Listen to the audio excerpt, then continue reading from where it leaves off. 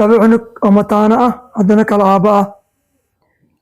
Alexander iyo Calder waa mataano jira 19 bilood, waana wiil iyo gabar, balse waxaa cajiib ah isku aabe ma ahan.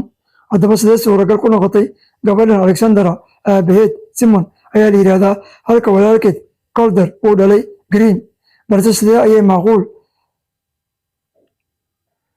macquul ku noqotay in Simon iyo Green ay go'aansadeen inay noqdaan waalidiin? Howl culus ayaa ka hor timid in mataano wada dhashay ay meeshan laba aabe oo kale ay yeeshaan.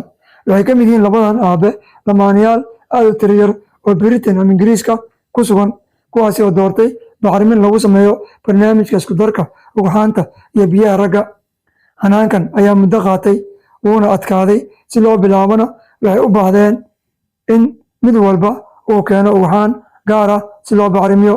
Qorshahoodii hore wuxuu ahaa inay dhalaan 2 caruur ah oo kala hooyo ah, balse hay-adda ka caawisay kaalmeynta ayaa u sheegtay inay suuragal tahay inay calool galaan labada ilmood hal mar, weliba hal hooyo uurka ku qaado. Inkastoo Simon iyo Graham ay degan yihiin UK, haddana dibadda ayay kaalmo u raadsadeen.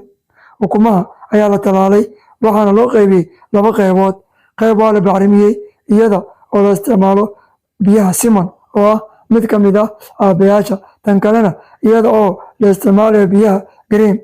Markii hore waxaa la qaaday ugxan, kadibna waa la qaboojiyey iyada oo markaasi lagu beeray hooyo si ku meel gaar ah loo kireystay, taasi oo gudaha dalka Canada ilmaha caloosha ku qaadaysa. Marka labadan ilmood ee uurka ku jira waxay ahaanayaan kuwo isku hooyo ah balse kala aabba ah, waxayna si isku mid ah ugu korayaan caloosha hal hooyo oo lagu magacaabo Meg Stone oo ah haweeney u dhalatay Canada, taasi oo ogolaatay inay noqoto hooyada ku meel gaarka ah ee caruurta ay kala dhaleen labadan waalid ee kala Simon iyo Green.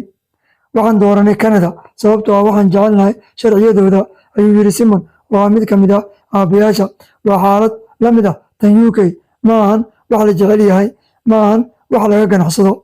Haatanse labada aabe ee kala Simon iyo Green waxay dib ugu laabteen UK iyagoo sugaya in akhbaar uga timaado Canada sida uurkan noqon doono, ma hagaagi doonaa oo ilmuhu si nabad ah ma ku dhalan doonaan. Aan wada ogaana bal sheekadaasi meesha ku dhammaan doonto.